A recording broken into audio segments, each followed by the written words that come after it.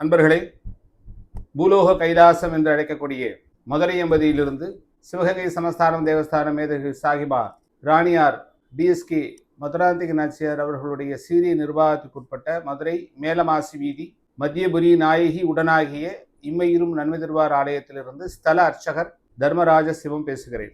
இந்த கலியுகத்திலே வரம் தரக்கூடிய தெய்வங்கள் 3 என்று வகைப்படுத்தப்பட்டிருக்கிறது புராணத்திலே. அதிலும் குறிப்பாக பைரவம், சரபம் மற்றும் பிரத்திங்கரா தேவி ஆகிய 3 தெய்வங்களை இந்த கலியுகத்திற்காக வேண்டி வரம் தரும் சுவாமிகளாக வகைப்படுத்தி இருக்கிறார்கள். நீங்கள் எல்லா தெய்வத்தையும் வணங்குகிறோம். விநாயகர் கும்பிடுறோம், முருகனை கும்பிடுறோம், முனீஸ்வரர் கும்பிடுறோம், கருப்பசாமியை கும்பிடுறோம், சிவன், பார்வதி, விஷ்ணு, துர்க்கை எது வேணாலும் நம்ம வணங்கலாம். நம்ம இஷ்ட தெய்வமா இருக்கலாம், குலதெய்வமா இருக்கலாம், சாநித்திய தெய்வமா இருக்கலாம், பாரம்பரிய தெய்வமா இருக்கலாம், அனுகிரக தெய்வமா இருக்கலாம், எப்படி வேணாலும் நம்ம வணங்கி கொண்டே இருக்கலாம். அதுல எந்த சுவாமி நமக்கு வரத்தை தர முடியும் அப்படின்னு ஒன்று இருக்கு. ஸோ பேங்க்ல போய் நம்ம பணம் கட்டுறோம், பணத்தை பெருமிடம் அப்படின்னு சொல்லிட்டு ஒன்று இருக்கும். பணம் பெருமிடம், அது மாதிரி நம்ம வரத்தை பெருமிடம் அப்படின்னு சொல்லிட்டு இந்த சுவாமிகள் இந்த 3. அதில் முதல் பைரவர். இந்த பைரவர் அட்ட பைரவர் அப்படின்னு வகைப்படுத்தப்பட்டிருக்கிறாங்க. அதில் 64 யோகினி பைரவர் இருப்பதாகவும் இன்னொரு உப வரலாறு உண்டு. தேவியருடன் கூடிய பைரவர் அவங்களாம். இந்த பிரதான அஷ்ட பைரவத்தில் முதல் பைரவம் கால பைரவம். கால பைரவர் அப்படிங்கிறது காலம், நம்ம யதார்த்தமாக சொன்னோம்னா காலம்னா டைம் ஜோன், நம்ம வாழக்கூடிய இந்த நாட்கள், நிகழ்காலம், வாழ்ந்த நாட்கள் கடந்த காலம், வாழ இருக்கிற நாட்கள் எதிர்காலம். இந்த 3 காலத்துக்கும் நடுவில் தான் இந்த மனிதனுடைய ஹியூமன் இந்த வாழ்க்கையானது அமைக்கப்பட்டிருக்கிறது. இது சர்வ நிச்சயமாக இது அறிவியல் பூர்வமாக அப்படித்தான், நம்மளுடைய வரலாறு அப்படித்தான் இருக்கும். ஸோ இப்போ இந்த நிகழ் யுகத்தில், நிகழ் காலத்தில் நம்மளுடைய துணை தேவைகளையும் அதில் இருக்கக்கூடிய இடர்பாடுகளையும் அதில் இருக்கக்கூடிய நியாயங்களையும், இது ரொம்ப நீங்கள் அண்டர்லைன் பண்ணிக்கணும். நியாயம்னா என்னென்னா, நீங்கள் வேண்டுறதை சுவாமிகிட்ட வேண்டுறதை எது வேணாலும் வேண்டலாம், தப்பு கிடையாது. ஆனால் அதில் நியாயம் இருக்கான்னு, நமக்கு அந்த தர்மம் இருக்கான்னு பார்த்துக்கணும். சப்போஸ் நமக்கு பார்க்க தெரியலைனாலும் ஒன்றும் பிரச்சனை இல்லை, அவர் தர்மமாக இருந்தால் தான் கொடுப்பார். நமக்கு அது நியாயம் தர்மம் அப்படின்லாம் இல்லை. நான் ஒரு பாச அடிப்படையில் நான் வேண்டேன், என்னுடைய குழந்தைகளுக்காண்டி வேண்டேன், என்னுடைய பிஸ்னஸுக்காக வேண்டி வேண்டேன், என்னுடைய சக மனிதர்களுக்காண்டி வேண்டேன், எனக்கு ரொம்ப நான் என்னுடைய நண்பர் அவர் இந்த பிரச்சனையிலேருந்து விடுபடணும், இந்த மாதிரிலாம் வேண்டுறது தப்பு கிடையாது. ஆனால் அந்த நண்பர் நர்மமான முறையில், நியாயமான முறையில் அவருக்கு அந்த வேண்டுதலானது இருக்க வேண்டும். அப்படி இல்லைனாலும் பைரவர் எப்படி கொடுப்பார்னா நியாயம் இருந்தால் கொடுப்பார். நியாயம் இல்லைன்னா ஆபதுதாரணர், அவருக்கு ஒரு பேர் உண்டு. ஆபதுதாரணனா ஆபத்தை கொடுப்பவர்களுக்கு ஆபத்தை கொடுப்பார்.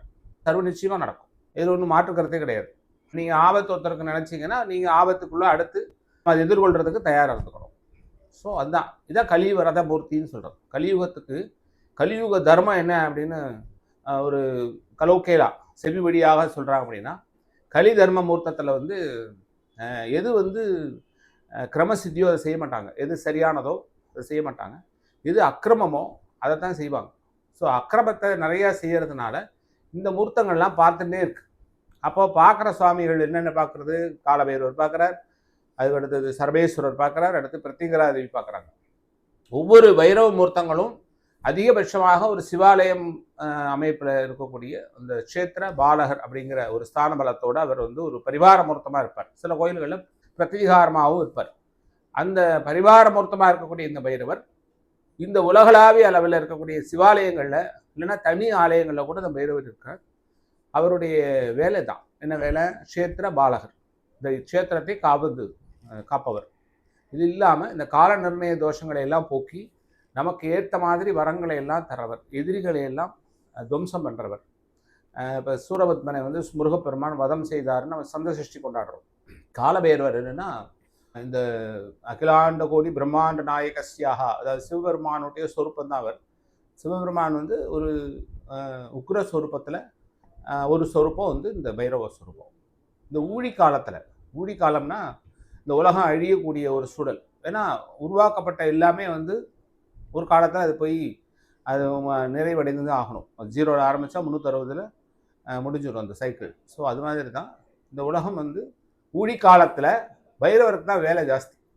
அந்த பைரவர் என்ன பண்ணுறாரு அப்படின்னா, இந்த ஊழி காலத்துக்கு ஏற்ற மாதிரியான நிர்ணயங்களை எல்லாம் பண்ணிகிட்டே இருப்பார். அவர் தான் அக்கௌண்ட் டேலி பண்ணுவார் அப்படிங்கிற அளவுக்கு சொல்கிறாங்க. இந்த சுவாமி இன்னும் நிறைய பைரவ வரலாறுங்கிறது நிறைய சொல்லிகிட்டே போகலாம். எஸ்பெஷலி இப்போது நம்ம சொல்ல வேண்டிய விஷயம் என்னென்னா, இந்த கார்த்திகை மாதத்தில் வரக்கூடிய பைரவருக்கு உண்டான தேய்பிரை அஷ்டமி காலம். அதை பைரவர் பிறந்து அந்த நாட்களில் தான் பிறந்தார் அப்படின்னு கூட சொல்லுவாங்க. இந்த திதியில் இந்த கார்த்திகை மாதத்தில் தான் பைரவர் பிறந்த நாள்னு கூட ஒரு செவி வழி செய்தியாக சொல்லப்பட்டு கொண்டே வருகிறது. இன்னொன்று வந்து நம்ம இந்த அஷ்டமியை வந்து பொதுவாக வந்து எதுக்கு செய்கிறாங்க அப்படின்னா, அஷ்டமி காலத்தில் நீங்கள் சிரமத்தில் இருக்கிறவங்களுக்கு, அதாவது போஜன சிரமம், உணவு பற்றாக்குறையிலையும் உணவுக்காக வேண்டி சிரமப்படுறவங்களுக்காக வேண்டியான உதவியை செய்யக்கூடிய ஒரு முக்கியமான நாள் இந்த அஷ்டமி.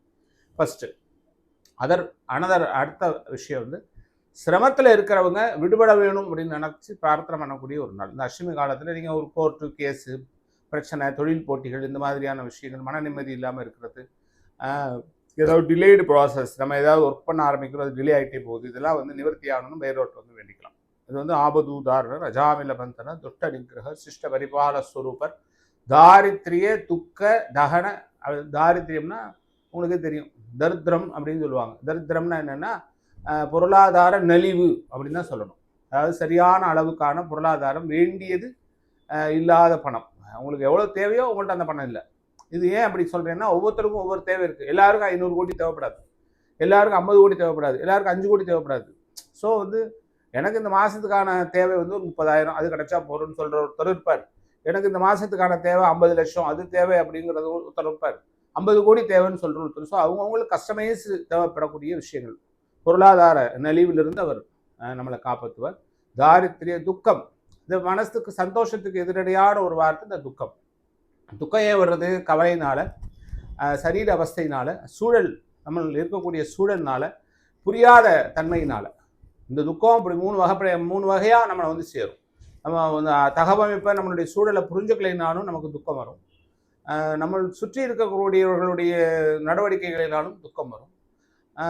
இன்னொன்று வந்து நம்ம இனம் புரியாத மனச்சுமைகள், இனம் புரியாத உடல் உபாதைகள்னாலையும் துக்கம் வரும். ஸோ இப்போ இதெல்லாம் சரி பண்ணி வச்சுக்கணும்னா பைரவர் போய் இந்த தேய்பிறை அஷ்டமி காலத்தில் வழிபாடு செஞ்சால் தாரித்திரிய, இந்த பொருளாதார நலிவையும் நீக்குவார், மன துக்கங்களையும் கட்டாயம் கவலைகளையும் நீக்கி தருவார். இது இல்லாமல் நம்ம வியாஜ்ய தோஷம்னு சொல்லுவாங்க. நம்ம கோர்ட்டு கேஸு பஞ்சாயத்து இந்த மாதிரி யாராவது சிரமங்களுக்கு கொடுத்துட்டு இருக்காங்க, இல்லைன்னா நான் சிரமங்களை கொடுக்குறத நான் டிஃபென்ஸ் பண்ணிட்டு இருக்கேன், அதிலிருந்து நமக்கு ஜெயம் வேணும், அதுக்காண்டி வேண்டிக்கல. அது சாமி நம்ம கோயிலில் இமையில் நன்மை தருவார் கோயிலில் இருக்கக்கூடிய காலபைரவர் சன்னதியில் போய் புணுகை எடுத்து காதில் கொண்டு போய் வாங்கிட்டு வந்து கொடுத்தீங்கன்னா அவங்க ஐயர் வந்து உள்ளுக்குள்ளே கொண்டு போய் அந்த காதில் சாத்தி எந்த மாதிரியான ஆக்கி உங்களுக்கு என்ன வேணுமோ அந்த வேண்டுதல்களை ஒரு சங்கல்பமாக அந்த காதில் பைரவர் காதில் சொல்கிறது இங்கே ஒரு வழக்கம். இது நடந்துகிட்டே தான் இருக்குது, எல்லா நாட்களும் நடக்கும். இது எஸ்பெஷலி ஃபார் ஞாயிற்றுக்கிழமை ராகு காலத்திலையும் தேய்பிறை அஷ்டமி காலம் மாதம் ஒரு முறை வரக்கூடிய நாட்களையும் செய்வாங்க. அதில் எஸ்பெஷலி இந்த கார்த்திகை மாத அஷ்டமி வந்து நம்ம கோயிலில் கலச பூஜை நடக்கும்.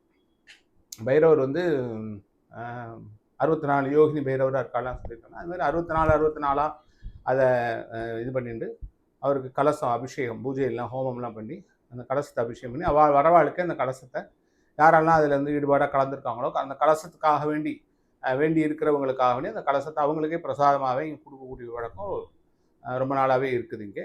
இது இல்லாமல் அன்றைய தினம் நம்ம செய்யக்கூடிய பிரார்த்தனை நிறைவேறதுக்கு நம்ம கோயிலில் இருக்கக்கூடிய பைரவருக்கு என்ன விசேஷம்னா, எலுமிச்சை மரத்தை அந்த சூலத்தில் போய் வேண்டி கொண்டு அந்த எலுமிச்சை மரத்தை சொருகிறதும், அவர் தேங்காய் வாங்கி மஞ்சள் பூசி கொடுத்து என்னுடைய பிரார்த்தனை நிறைவேறணும் அப்படின்னு சொல்லிட்டு ஒரு தேங்காயை கொடுக்கும். அதுக்கப்புறம் அதை உடச்சிடுவாங்க. அது ரெண்டும் ரொம்ப விசேஷம். இது தேய்பிறை அஷ்டமி காலத்தில் அதை செய்கிறது ரொம்ப விசேஷம். எல்லா வகையான இனம் புரியாத சிரமங்கள், இனம் புரியாத கவலைகள், எல்லாரும் டோன்ட் ஹேவ் ஐடென்டிஃபை, என்னால் அடையாளப்படுத்த முடியல, ஏன் வருதுன்னு தெரியல, மனச்சுமையாகவே இருக்கேன், ஸ்ட்ரெஸ்ஸாகவே இருக்கேன், ஏதாவது பிரச்சனை வந்துகிட்டே இருக்கு மாறி நான் டிஃபென்ஸ் பண்ணுறேன், நான் அதுக்காண்டி ஹார்ட் ஒர்க் பார்க்குறேன், ஆனால் எனக்கு சரியான பாசிட்டிவான நேர்மறையான ரிசல்ட் எதுவுமே எனக்கு கிடைக்க மாட்டேங்குது. நிறைய சண்டைகள், சச்சரவுகள், சூழல் சார்ந்த பிரச்சனைகள், பணம் சார்ந்த பிரச்சனைகள், வளர்ச்சி சார்ந்த பிரச்சனைகள், கல்வி சார்ந்த பிரச்சனைகள், எதுவாக இருந்தாலும் இந்த லௌகீகத்தில் வந்து லக்ன ஆதிபத்திய தோஷம்னு சொல்லுவாங்க. அது இந்த கோயில் தான். 12 லக்னங்களுக்கும் தோஷ நிவர்த்தி ஸ்தலம் இமையிலும் நன்மை தருவார் கோயில் தான். லக்ன பாவம் முடங்கி இருக்குமா, முடக்கு தோஷம்னு சொல்லுவாங்க கலோக்கையில் சொன்னால். அந்த முடக்கு தோஷம்னா லக்னம் முடங்கி இருந்தால் முடக்கு தோஷம், அது நிவர்த்தி இமையில் நன்மை தருவாரை போய் அபிஷேக அர்ச்சனை உங்களால் என்ன முடியுமோ அதை செஞ்சு வழிபாடு செய்யறது. இதுதான் அதனுடைய விசேஷம். இதை செஞ்சீங்கனாலே உங்களுக்கு நிச்சயமாக எல்லா வகையான சரீரம் சம்மந்தப்பட்டதான் அந்த உலகம். பஞ்சபூதங்கள் அது சம்மந்தப்பட்டவங்க தான் நம்மளுடைய உறவினர்கள், அது சம்மந்தப்பட்டவங்க தான் நம்ம கூட பிறந்தவங்க, அது சம்மந்தப்பட்டதான் பிஸ்னஸ், அது சம்மந்தப்பட்டதான் பொருளாதாரம், அது சம்மந்தப்பட்டதான் புகழ், கீர்த்தி, அயன சயன சுகஸ்தானம் எல்லாமே. அதே மாதிரி அப்படியே நெகட்டிவாக இருக்கக்கூடிய எதிர்ப்பு, பஞ்சம், கவலை, இந்த மாதிரி மனசுமையாக இருக்கிறது, பொருளாதார நலிவு, பொருளாதார நெருக்கடி, எதுவாக இருந்தாலும் கடன்கள், கடன் சார்ந்த தொல்லைகள் எல்லாத்திலிருந்தும் நம்ம நிச்சயமாக விடுபட முடியும். அந்த சுவாமி எங்குமேலும் நன்மை தருவாரையும் காலபைரவரையும் வணங்கினால போதும். அந்த காலபைரவர் எஸ்பெஷலி வணங்கக்கூடிய விசேஷமான ஒரு நாள், வருஷத்துக்கு ஒரு நாள் அப்படின்னு சொன்னால் அந்த பைரவ அஷ்டமின்னு சொல்லக்கூடிய கார்த்திகை மாத அஷ்டமி நம்ம கோயிலில் 12/12/2025 வெள்ளிக்கிழமைக்கு காலையில் ஒரு 8 மணி முதல் ஹோமம்லாம் துவங்கி மத்தியானம் வரைக்கும் அந்த ஃபங்க்ஷன் சுவாமிக்கு அபிஷேகம் ஆராதனைலாம் நடக்கும். அவசியம் வந்து எல்லாரும் கலந்துக்கோங்க. நன்றி.